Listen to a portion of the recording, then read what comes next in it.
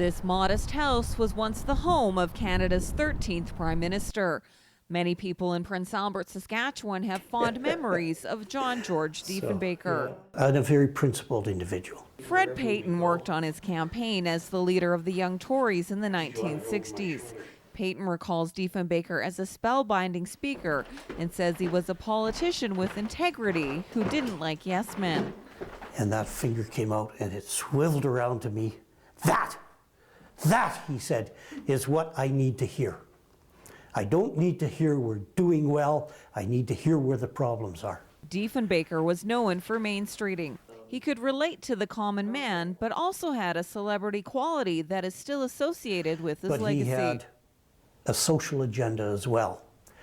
And that social agenda was what differentiated him from the blue Tories. One of the reasons Diefenbaker remains one of the most studied political figures is because he bestowed all of his worldly possessions to the University of Saskatchewan. The university then built the Diefenbaker Canada Centre. Professor Mandy Fair examines the relationship between history and memory. Her students interviewed people who lived during the Diefenbaker era.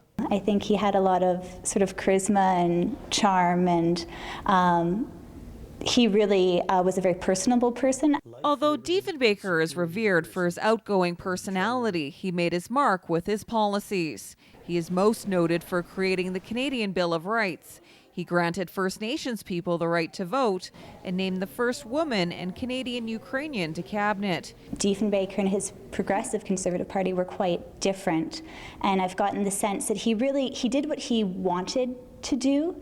So at the time, even in the party, he was a bit controversial. His economic nationalism and confused defense policy was met with mixed reaction on the international front. He allowed the sale of Canadian grain to China, unlike the USA.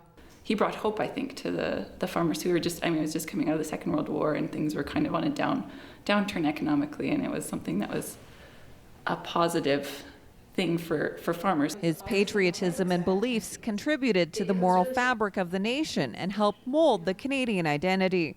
Given the different kinds of policies that he brought to Canada, I think that he will be remembered as being one of the greater prime ministers that Canada has had. Some of the Tories' political decisions, like cancelling the Avro Arrow, were unpopular to say the least.